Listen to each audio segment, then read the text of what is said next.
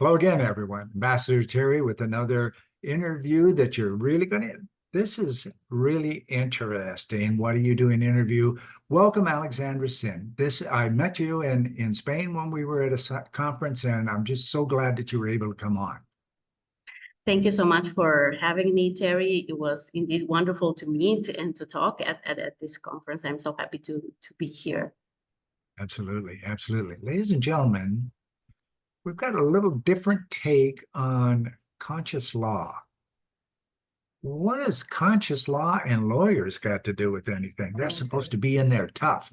So Alexandra Sin, what are you doing? Well, Terry, it's a big question, really, and thank you for giving me this opportunity of explaining.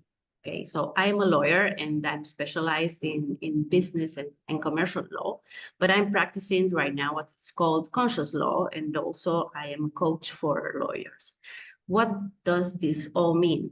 Okay, it's mainly that I'm still a legal professional with all my legal background, knowledge, and experience.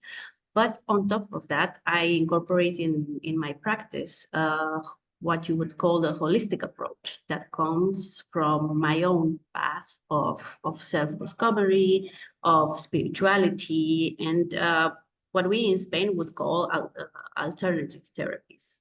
Okay. So what does this imply? It's two things mainly. One is that when you practice as a lawyer, you consider your client like in all their dimension as a human being, in the sense of what will this legal issue or legal conflict mean for them? You know, not only from a mere legal point of view, but also maybe emotional, financial, or how will it affect their relationship, even their relationship with themselves.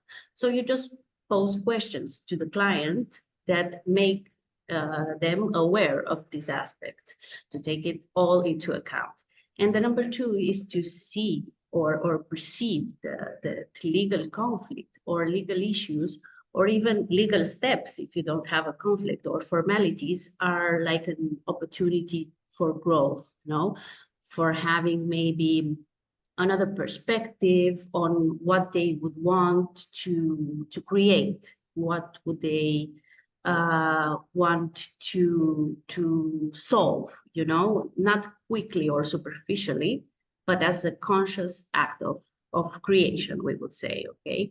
So we would, if we had a conflict, we would turn it in from menace or maybe from danger or a problem that we usually perceive them into an opportunity for growth or manifestation, okay? And also, from that point of view, if we have a conflict with another person that maybe is a friend or somebody from our family, or even a relationship with another business partner, to try to think about it like from a broader perspective.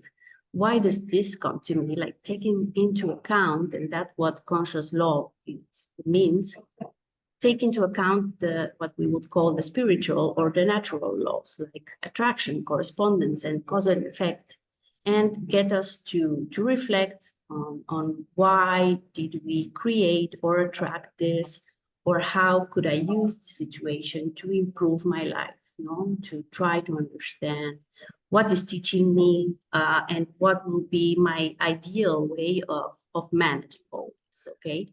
And this would be like from a client's perspective and from a law practice, but also what I found in my, as I would say, spiritual journey that get me into all of this and that made me to quit my job and start working as a freelancer. I then reached out and found out there were so many lawyers having different perspective and trying to incorporate all these different things into their practice. But also there were lawyers that were struggling with stress, burnout, and especially lack of purpose or disconnection from their mission, from what initially made them choose this career path. Lovely, So, lovely. yeah. Yeah. This is international. This doesn't, she's headquartered out of Barcelona, Spain, but this is international, ladies and gentlemen. So get in touch with Alexandra Sin on LinkedIn, Thank you so much for being here, Alex. I Thank just really love you coming by. Thank you. Thank you so much for this opportunity. You bet. Ladies and gentlemen, bye-bye for now. Let's talk thought leadership today.